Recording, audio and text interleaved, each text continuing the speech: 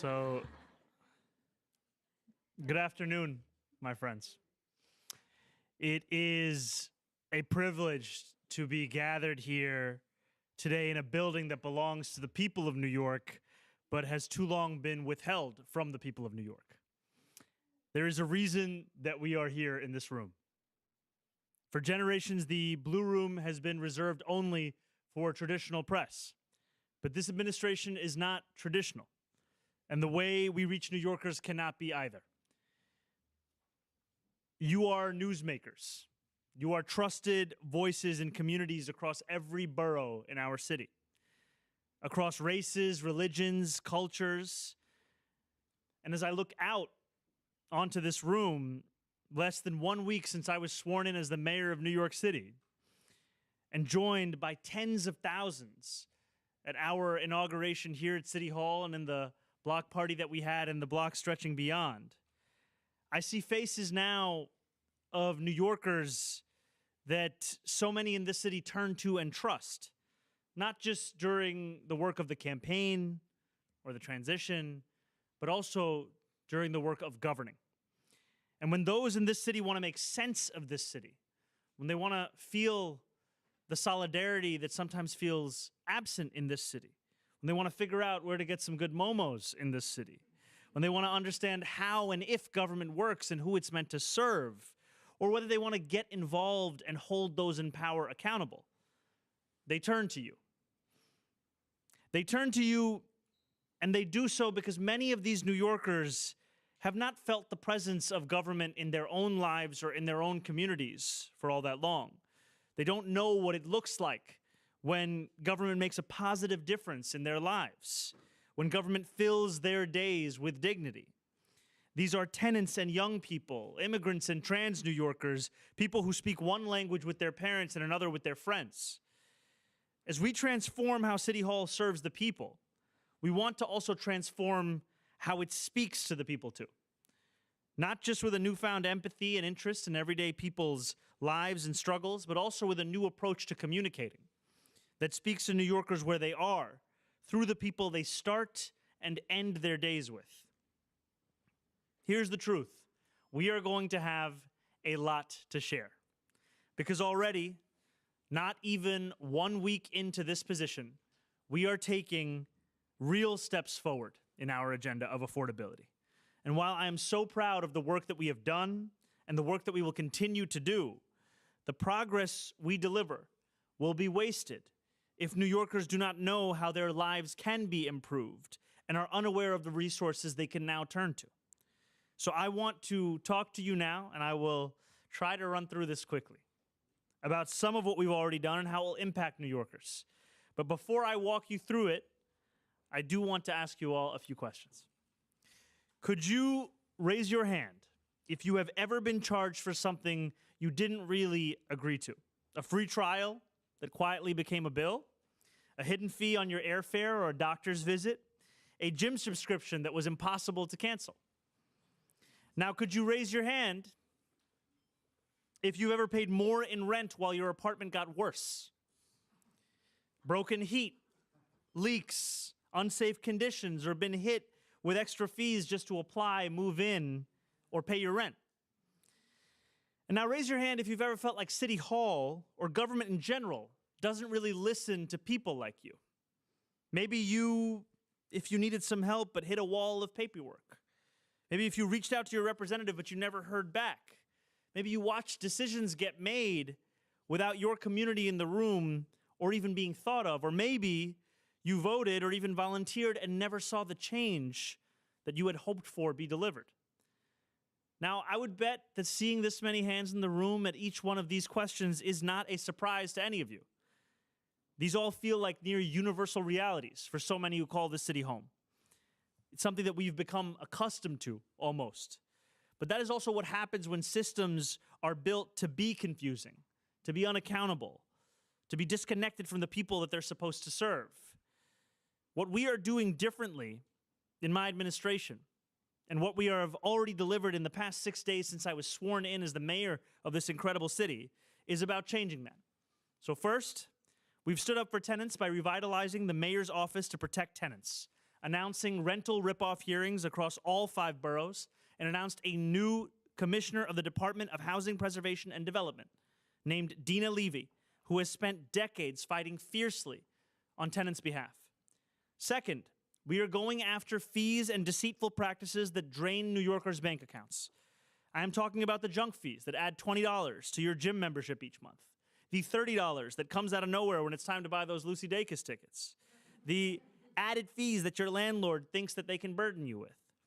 And third, we are making our city safer and easier to get around.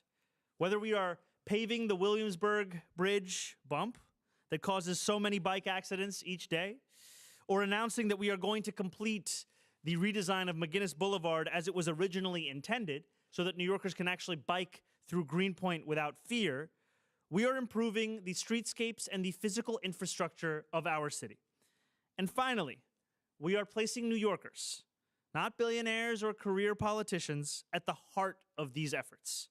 On our second day in office, we established a new office, the Mayor's Office of Mass Engagement, led by Tasha Van Auken, who served as the field director on our campaign and helped us build a movement of more than 100,000 volunteers who knocked on millions of doors and made even more phone calls. This office is going to be something that ensures that people-powered is not just a buzzword or how we describe how we got here, but it is instead something that continues to define our politics and governs our decision-making and our policy proposals. We are moving at a pace that is as fast as the city that we love. In 6 days, we have signed 11 executive orders. Historically, it would take months to get to that number. Now that I know we built a movement around some pretty ambitious concepts: dignity, affordability, a government of the people, for the people. Now that we're in government, we have both the privilege and the responsibility to free those concepts from abstraction and put them into practice. Already we are seeing that it is not only possible to do so, but it is transformative when we do so. Because when people see themselves and their interests reflected in governance, they care more about their democracy, they feel like they have a greater say in their city, and they participate more themselves. We can only deliver for all of us if all of us work to deliver. So thank you for being here, for continuing to share the not always glamorous work of government with the people of this city and far beyond, and for holding those of us fortunate to be your public servants to account. Thank you so much.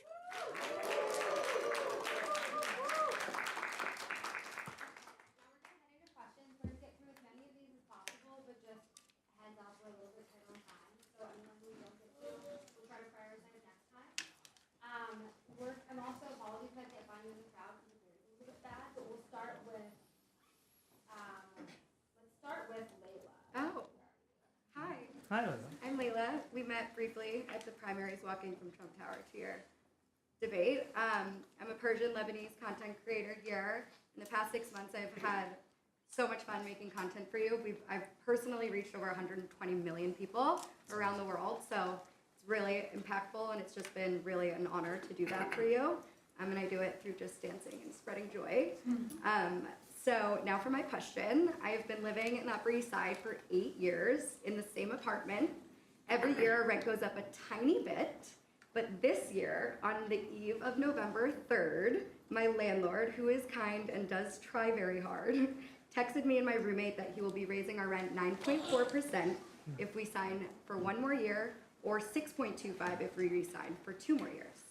I love my apartment, I love its quirks, but there are several issues, which I'm sure a lot of other New Yorkers have, like falling apart walls, things being painted over, whatever is broken. I had a stalker that lived next door to me for 5 years that is now gone, thankfully.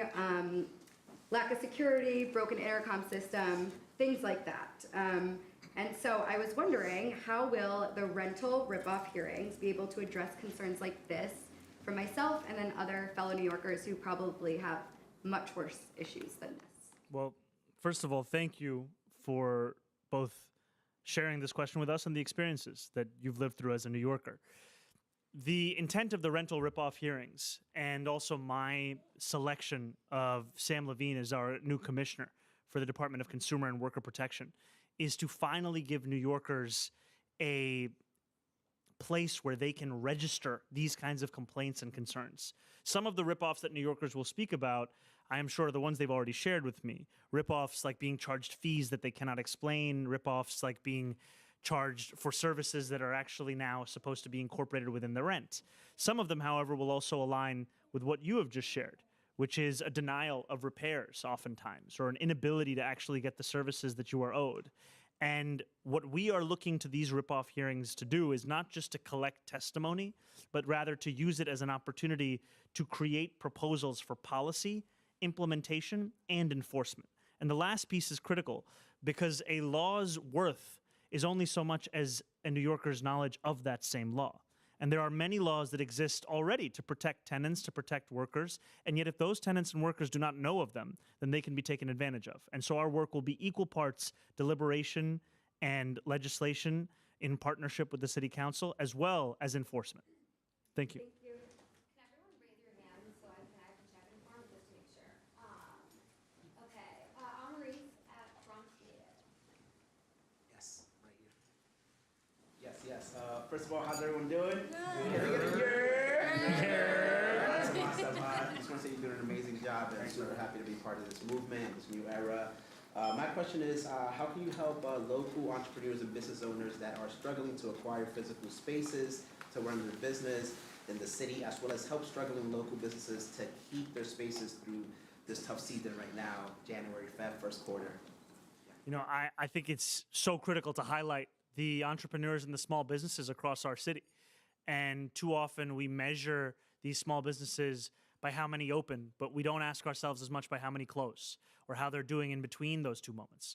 And so we made a commitment over the course of the campaign and how we would cut red tape, how we'd make it easier for those small businesses to navigate the bureaucracy.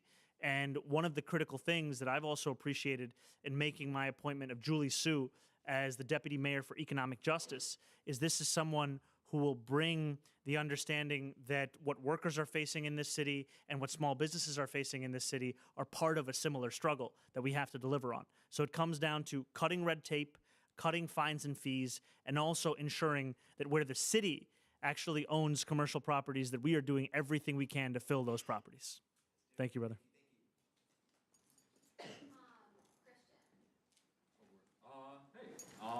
So it's obvious that like your rental ripoff hearings, that addressing bad landlords and affordability are immediately within your time frame. Where in your timeline is addressing long-term housing solutions for homeless New Yorkers?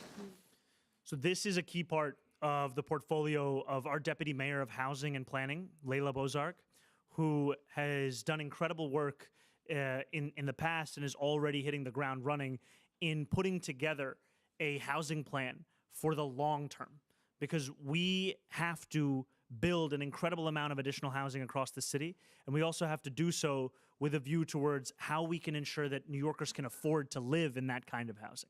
So a lot of that work of planning, a lot of that work of building across the city will fall within her portfolio. Then the question of taking on homelessness is also critically important. And I'm so proud to have our Deputy Mayor for Health and Human Services, Helen Arteaga, who comes from running Elmhurst Hospital in Queens, who will be doing a lot of the work of ensuring that our social services are actually being delivered to those who are in dire need of it.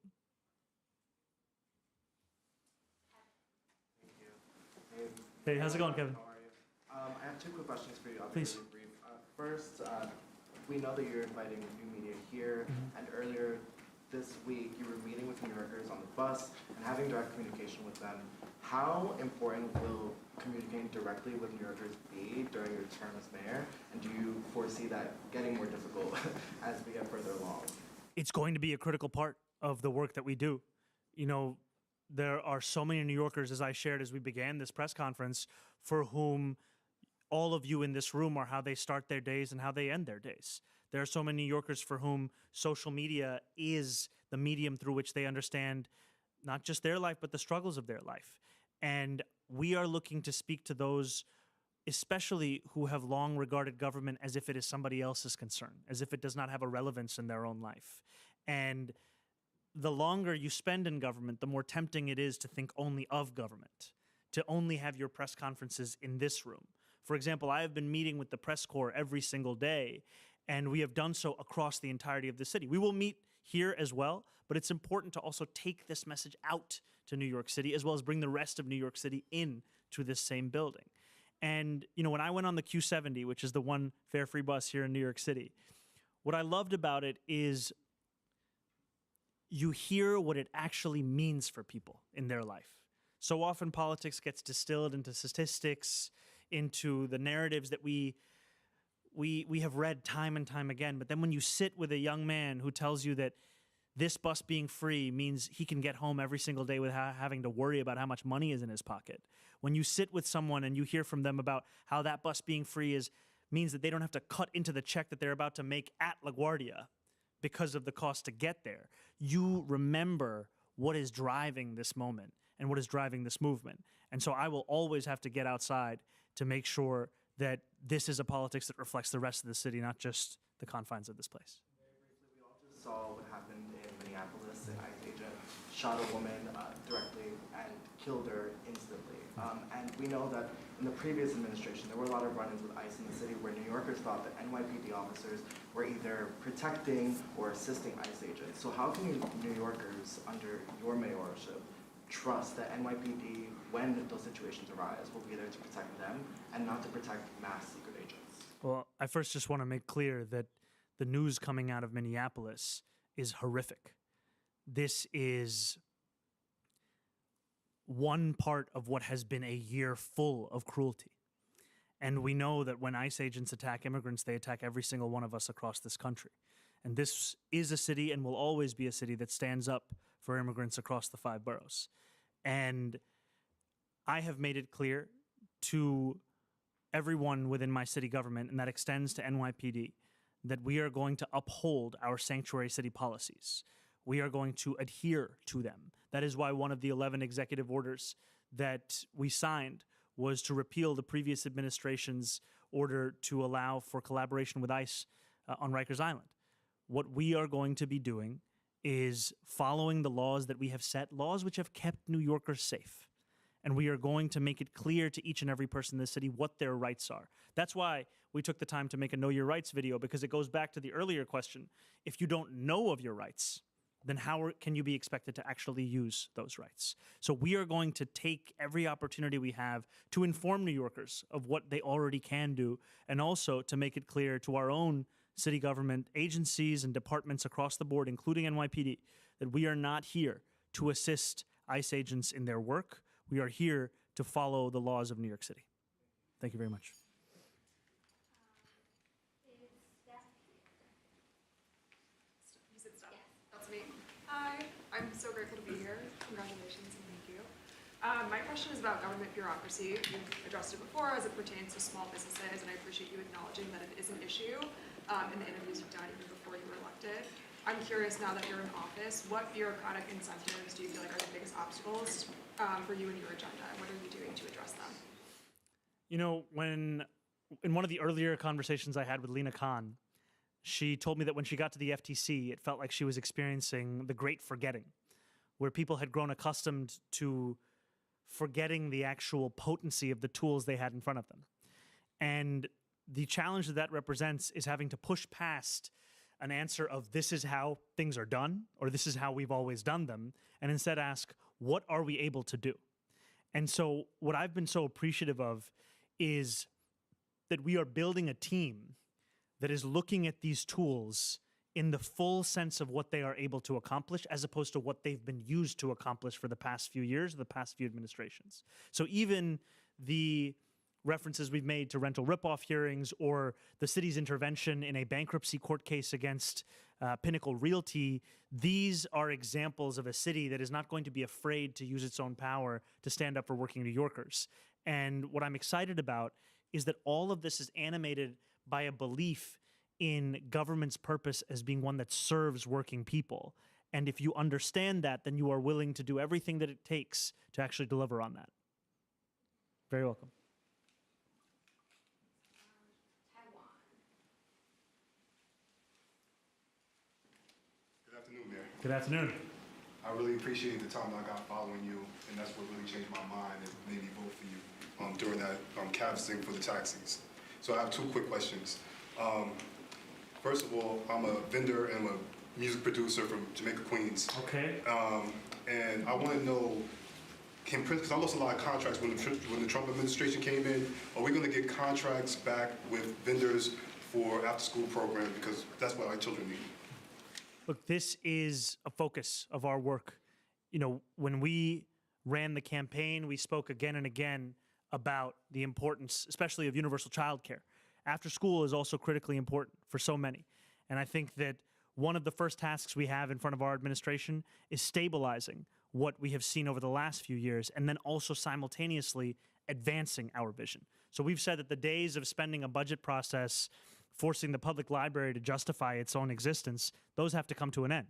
The days now that we are starting to embark upon will be one where we are honest with New Yorkers about the fiscal challenges we have, but also create a budget that is a reflection of our own values. And for me, those values include taking care of our children across the city, and so that's where we're hard at work at right now. The second question would be about St. Albans, Queens. We have this battery issue that we're having. So we have private homes that are being built next to these battery farms. So lithium batteries, they explode, and they're they're 5 feet away from these private homes. So people are concerned in Jamaica, Queens. Can we get some help with that issue? So that is an issue that I'm going to follow up with after this meeting. Thank you for raising it. Appreciate it.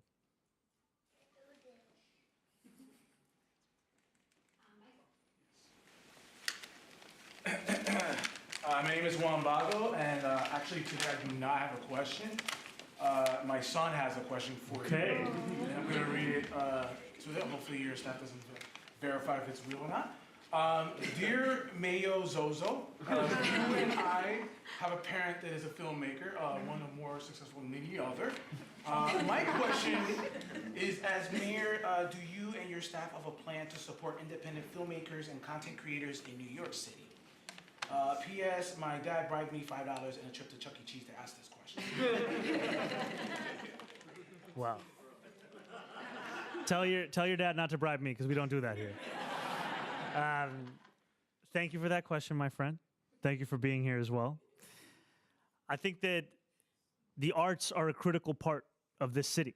And too often we think about the arts as if they are separate from an agenda of affordability. And so we don't want to just make it easier for filmmakers to tell the stories of this city, though we do. We also want to make it easier for filmmakers to be able to afford to live in this city.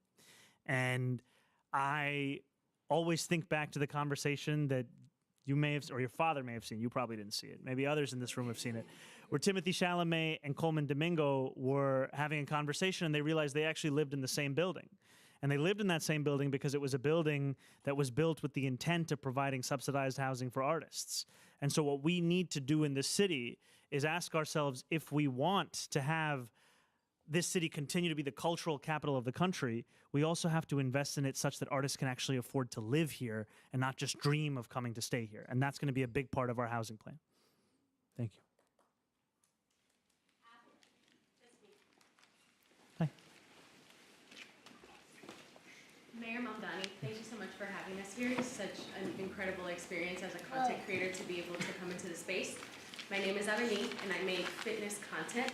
And if it's okay, I'm going to ask my question first in Spanish and then in English. Siendo alguien que hace contenido en el ambiente atlético, soy muy consciente que el acceso a gimnasios y a espacios seguros es un privilegio. Por ejemplo, las multas innecesarias de los gimnasios cuando una persona está intentando mejorarse puede limitar su acceso. ¿Cuál es su plan para mejorar el acceso del residente promedio de Nueva York a espacios de actividad física? Y en términos generales, ¿cómo ayudará su agenda económica para mejorar la salud física y mental de los residentes de Nueva York?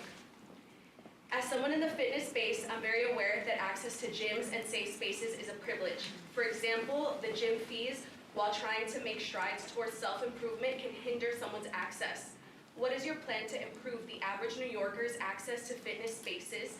And generally, how would your affordability agenda help improve the physical and mental fitness of New Yorkers? It's a lovely question. I think the first thing that we are focused on is that New Yorkers actually be able to trust that the subscriptions they're signing up for or the memberships are ones that they can also get out of, and ones where they agreed to pay the amount that's being charged to them. Because what happens when you are ripped off or you are overcharged or you face a junk fee is it also diminishes your trust in that activity as a whole. And we do not want to turn people away from exercise and physical activity. We want, in fact, to make it as easy as possible for them to express themselves in the city that is theirs. And so we are going to make clear to gyms as well as any and all businesses across this city that the law is something to be followed, not something to simply be considered. And that means to end the practice of subscription traps. It means to end the practice of junk fees and overcharging.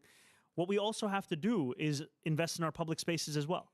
And we have to make it easy for New Yorkers to exercise outside as well as they can inside. And that is something that I appreciate very deeply as someone who grew up in this city and also someone who has run very, very slowly around this city and has done so because of the parks of this city.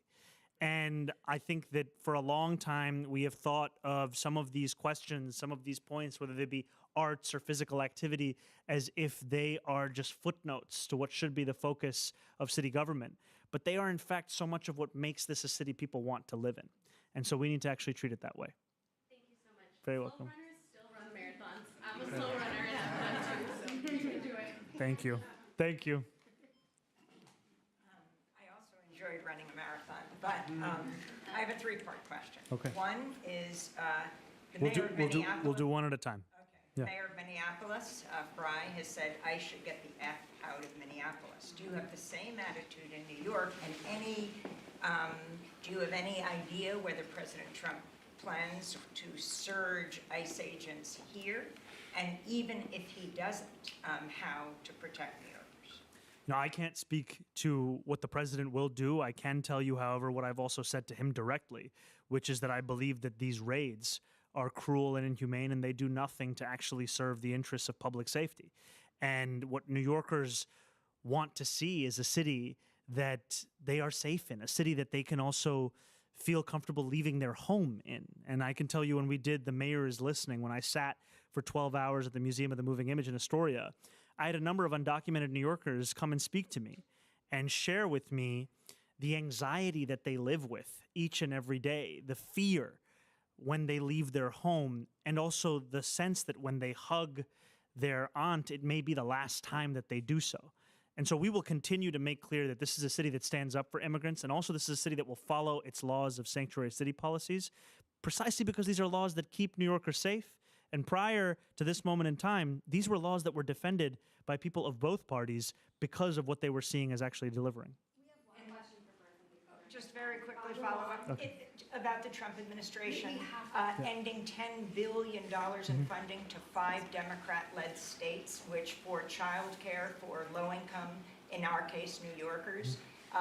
What is your plan right now on universal child care and to subsidize people who are going to be losing that support for everything from child care to paying for diapers? This is a cruel decision that seeks to play politics with the future of our kids' lives here in this city. And I am looking forward to working with our partners in Albany to not only fight this, but I also take heart from the fact of what the governor said yesterday, which was her confidence in being able to defeat this move in court. And we also know that it is insufficient to simply protect that which we do have. We also have to meaningfully advance our vision of universal child care. It costs a family $22,500 a year to take care of a single child in this city. 80% of families with kids under the age of 5 cannot afford to live here any longer.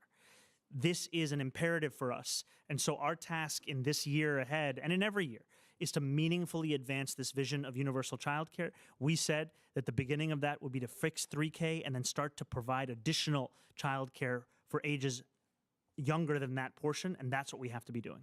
And how do you leverage your position against President Trump abducting? I'm sorry, Amy, I have to go on to other questions. Yeah, thank you. Laura Gerard.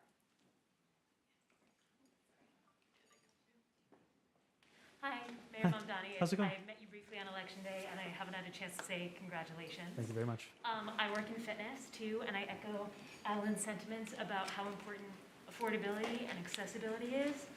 You talked about the junk fees specifically, like it's a huge joke in the fitness industry about what horrible offenders gyms are with memberships. when we talk about things like the junk fee actions and the rental ripoff boards, it sounds great in theory, and in practice for a lot of New Yorkers, these things end up being a lot more bureaucracy and a lot more red tape.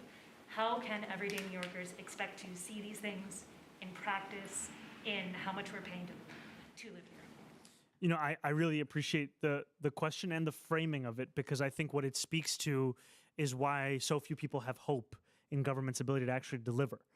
And in Sam Levine, we have a commissioner for the Department of Consumer and Worker Protection who has demonstrated his track record of results at the national level.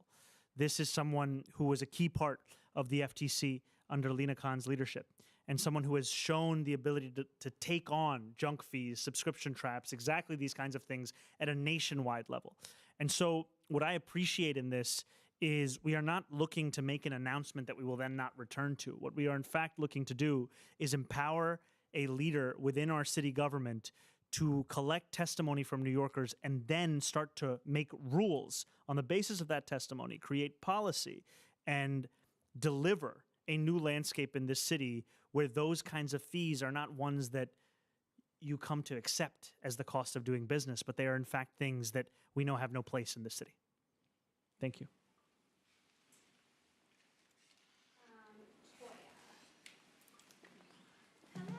To meet you again. Hi, Toya. We Nice met to see you in again. Esplanade a couple months ago, and I asked too many questions, so I will not do that today. So I'm a historian, and my question is, like everyone's talked about already, you've moved really quickly on the rental ripoff hearings. I'm excited to see what that's like, and the junk fee orders.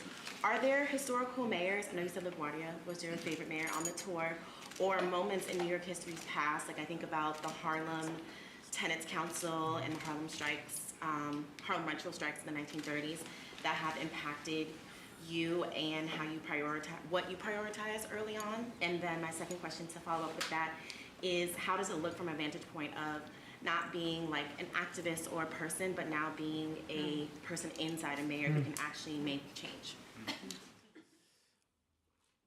You know, my favorite mayor will continue to be Fiorello LaGuardia, and I think of his example often. LaGuardia founded what is today called the New York City Commission on Human Rights. At that time, it had a different name. And today we announced our new executive director, our new commissioner and chair of that entity.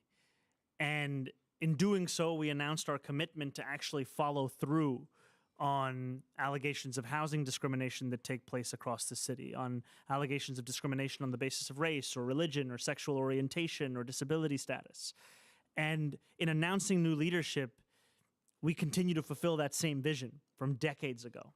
I think what appeals to me so much about LaGuardia's legacy is it was one that measured itself by the work that it did for New Yorkers. And it delivered for working New Yorkers also at a time of incredible anti-immigrant animus. And it did so without trying to pit the two against one another, but instead speaking of a vision of the city that was for all, and a vision of the city that was built around the importance of public goods.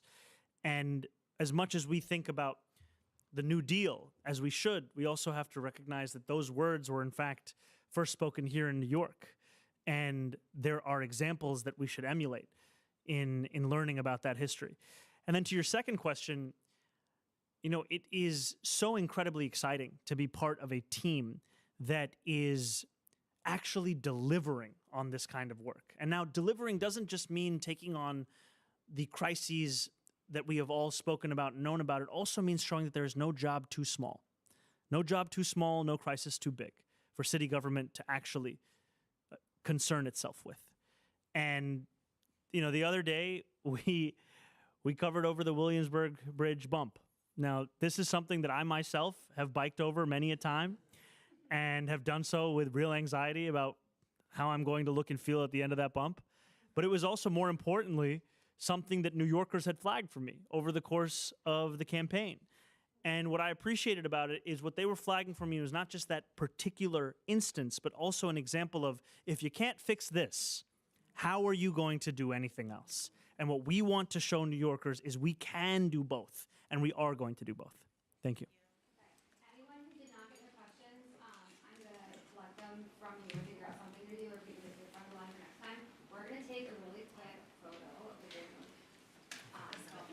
Well, I will say, before we take this photo, I really do want to say thank you to everyone here for the work that you do, for the ways in which you keep New Yorkers engaged and involved, and also to make a commitment to you that this kind of engagement is something that will continue to characterize our administration, because we need to speak to New Yorkers through every single medium that they see themselves and see the world around them, and all of you are such critical parts of that. And now I'm going to take a very poorly composed selfie, and then I will walk out of this room and I will see you all very soon. They told me to do 0.5, but I don't know how to do that. So here we go. We're gonna do it this way. No, I'm not doing 0.5. I'm not doing 0.5. Here we go. You guys in? Didn't elect a Zoomer, you elected a millennial. Thank you guys. It's a real pleasure. I'll see you all soon.